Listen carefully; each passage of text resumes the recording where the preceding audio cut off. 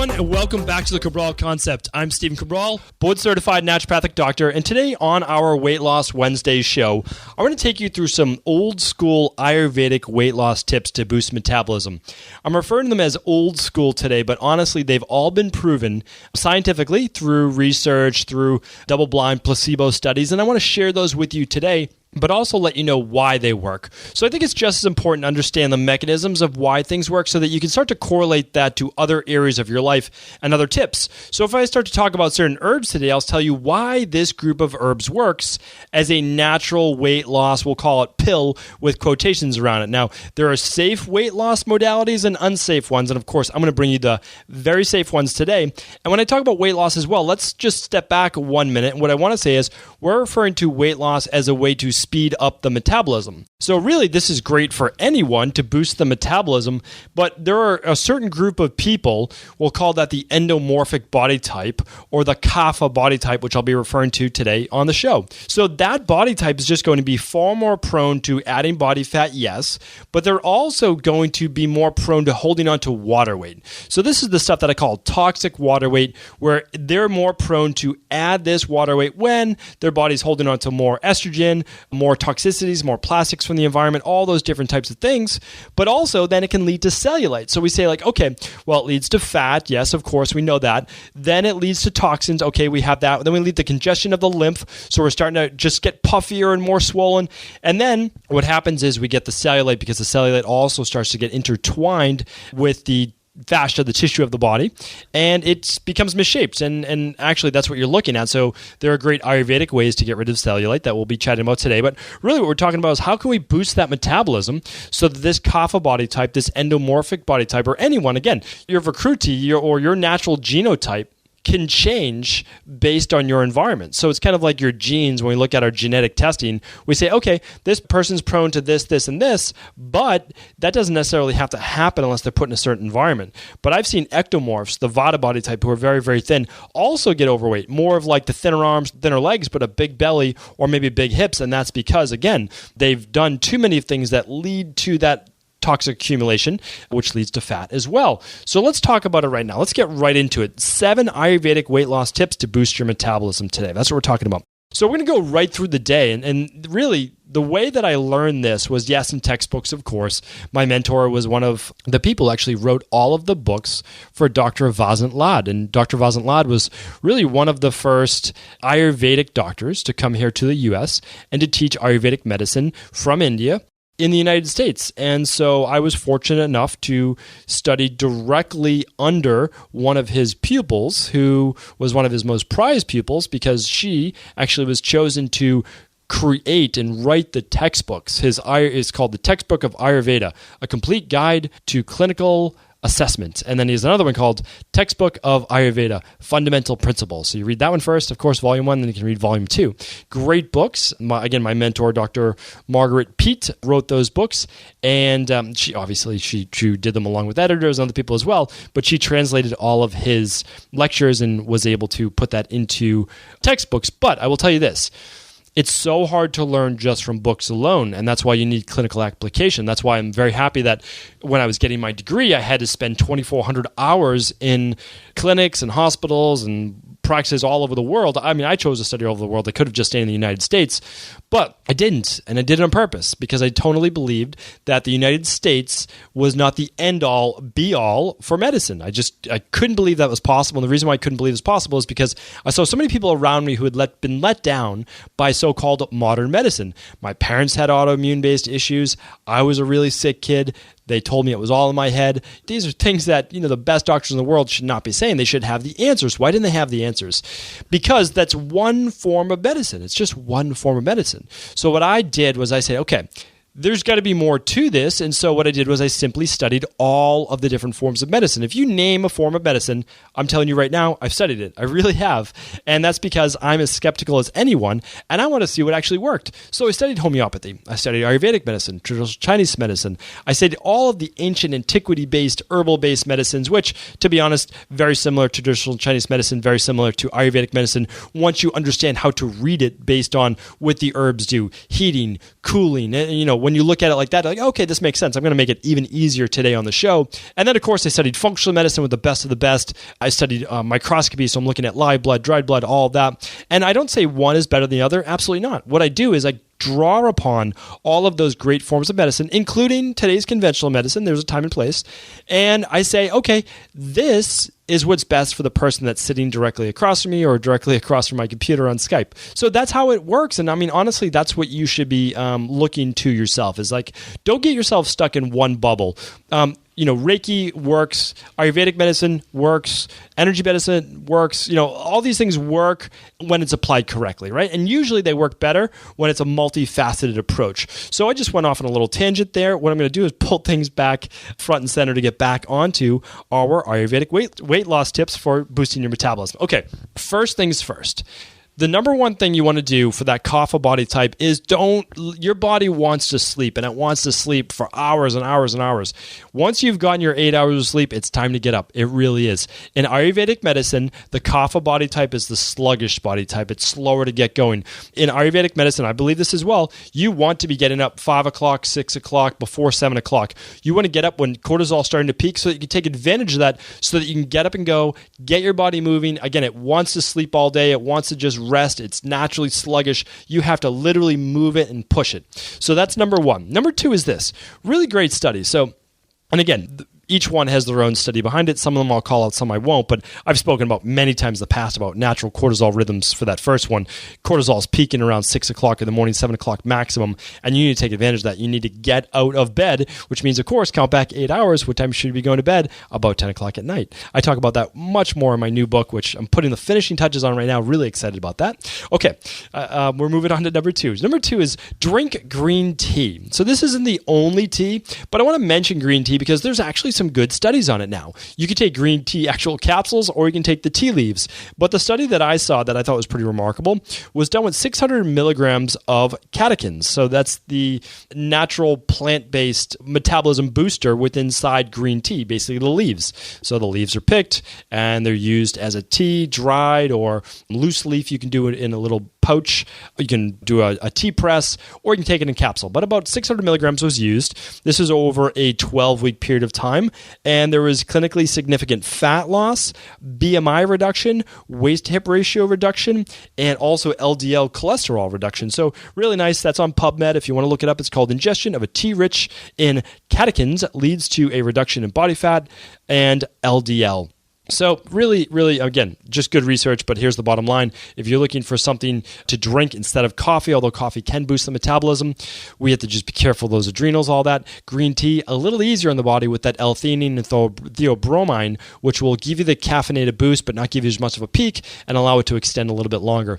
I still do like people to keep their caffeine before 1 p.m. And coffee, just 1 cup in the morning, small black cup of coffee if you're going to drink coffee at all. Okay, so a great supplement. Now's my time to talk about herbs. I love nutritional supplements. I love herbs. I love everything to do with that, because a weak body, what supplements are really meant to do is they're meant to give your body support. Like literally, think of supplements. Like, what's a supplement? Well, a supplement is to support you. It supplements what you're not getting or what your body needs to push it back into balance. So the kapha body type, endomorph body type, again, one and the same, there is this water retention. There's this, they call it mucus in Ayurvedic medicine. Remember, the kapha body type is symbolized by water and earth. That means earth is the mass. Usually kapha body type have much larger calves. They have a more robust chest, thicker legs. Like those, that's the kapha body type. Pretty much like no neck, like the head's a little rounder, kind of sits right on the shoulders. Again, these aren't bad things. This is just the kapha body type. Now, the nice thing about the kapha body type is great skin, great hair, good immunity, really strong, robust type, just really good in terms of overall health and longevity, as long as you don't get the type 2 diabetes, all the things that accumulate in the body. You just have to watch for that. Every body type has its pros and cons. Okay. But in this body type, when you use a product like Tricatou, and you use that before meals or during a meal, what it is basically like black pepper and spice. But I don't want to just limit. So Tricatou is Trikatu. And so, that's really, really popular when I was overseas in Sri Lanka and India. And we actually used that for everyone in the clinic. So we had a lot of people come over there for weight loss as well. I worked a lot when I was over there. I was working minimum 12-hour days. And we were rolling a lot of these ourselves, meaning like we would get the spices spices and the herbs, and we would roll them in a little bit of honey or a little bit of ghee, and we'd actually make them because we didn't have the vegetable capsules. So the other things we did was just a lot of cayenne pepper or a lot of spice. Here's the thing. Anything spicy, peppers, chili peppers, black pepper, cayenne pepper, anything that would make you sweat is going to get that lymphatic system pumping and moving. It's going to help to mobilize fat, and it will boost your metabolism, okay? So Trick-or-Two is only one product. There's lots of Ayurvedic products. I'm just not going to name them all on today's show. But when you look at that and you see a spice, a hot spice, that will boost your metabolism. It will also help greatly with digestion. So again, kapha, when you look at it, it's in the stomach. And so when we're talking about that, we're saying, okay, kind of sluggishness, mucus, those types of things. Well, the heat from these spices helps to burn that up. Really, really nice. Okay. Even better, especially during the spring and winter, because that's a high kapha time, that water. Okay. Really important. So number 4 is sip hot water throughout the day. Now, this recommendation is so highly recommended for every human alive, and especially if you add a little ginger to it, okay? But even just hot water alone, just as it is, every 15 minutes you take 1 sip. That is an old school Ayurvedic detoxification-based remedy. That's when they didn't need all these phase 1 and phase 2 nutrients just to basically get rid of... remember, they didn't have the plastics. They didn't have the 77,000 plus man-made synthetics in the environment. They didn't have Monsanto poisoning all of your food supply. That didn't exist. And so you have to keep in mind, water fasts were much more popular back then. It's very not as great nowadays, again. And the reason is when you start to oxidize fat, your fat cells, your adipose tissue is 300 times more toxic than your blood. And that's on purpose. Your blood will push things into those fat stores to keep them out of your bloodstream. Well, now you oxidize the fat opens up, and what you're left with then are the toxins coming back in your blood that has to be metabolized by your liver. Why do you think the detoxing, the Dr. Ball detox and things like that are so, that I talk about them so much? And again, you could use any ones in the world. Doesn't matter to me, but they have to have the right nutrients. Phase 1, phase 2 detox nutrients, sulforaphane, things with the sulfur-based amino acids, just vitally important. And you do that, and obviously you're healthy. But back then, and you can do it now today, sipping hot water throughout the day, even if you are eating, that's okay. Every 15 minutes, add a little ginger, so great for detoxification. Okay, number 5 is... don't snack between meals. Now, when I was studying many years ago in India and Sri Lanka, so a big thing was this. I just thought that everyone should be eating every 2.5 to 3 hours. That boosts the metabolism. I understood that. Well, a little different. A lot of kapha body types don't respond well to that. It's more like the ectomorph that put on a lot of weight. They respond better to the every 2.5, 3 hours because their natural body type, that keeps blood sugar and all that a little bit more balanced, but not the kapha body type, not the true endomorph. And the reason is this. They have a more difficult time controlling blood sugar. Why do you think the keto diet and the low carb diets, they work better initially, at least initially, with this type of body type? And the reason is that it's greatly reducing blood sugar. It really is. It's just balancing it. And we use it for the Dr. Ball detox. On purpose. The science shows it works. So of course we use that. It's just you have to listen to the podcast afterwards then how to transition off of low carb diet so that it doesn't lower your thyroid and do other potential damage to the body.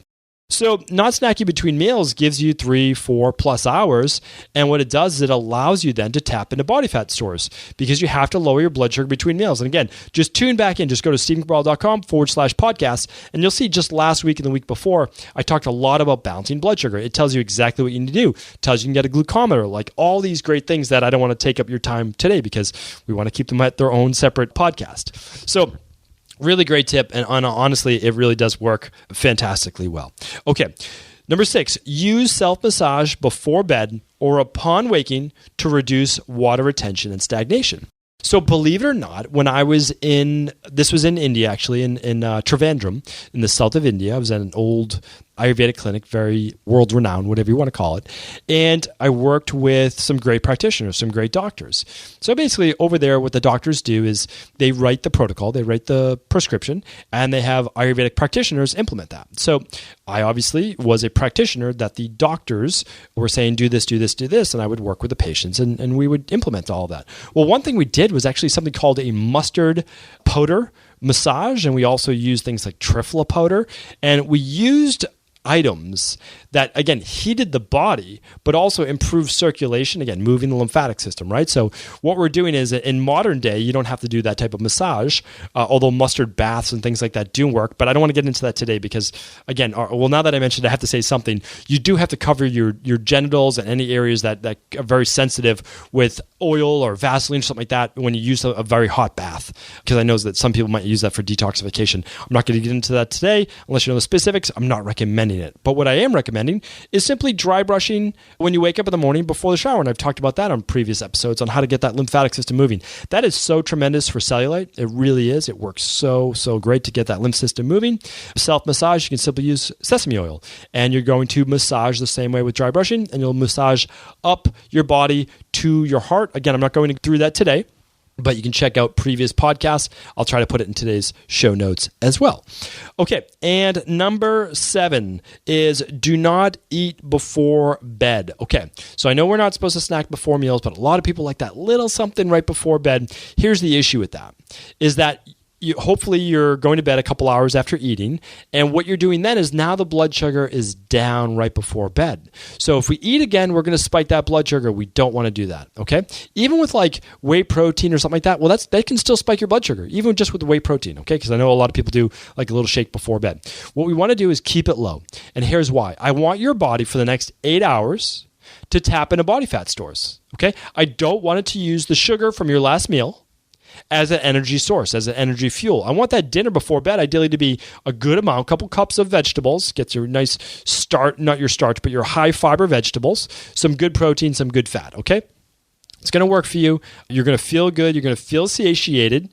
And then you're going to go to bed. You're going to start tapping into body fat stores. That works tremendously well. In the future, I'll do an advanced Ayurvedic weight loss show. We'll talk about things like triphala and all sorts of other great herbs as well. But right now, these are the fundamentals. So you have to get the fundamentals down about the sleeping and doing the hot water and the trick-or-two and no snacking and the self-massage, no eating before bed. These are like literally, you have to do this first, and then you can start to really optimize it and hack it and do all those special things after that. So hopefully today's show was helpful. I really do always love talking about Ayurvedic medicine, and I can't wait to go back, hopefully soon, hopefully within the next year to 18 months, back over to India, maybe even do a little bit of a documentary on how amazing these clinics are over there. So take care, everyone, and as always, if this show could help anyone, please do feel free to pass it along to them. Take care.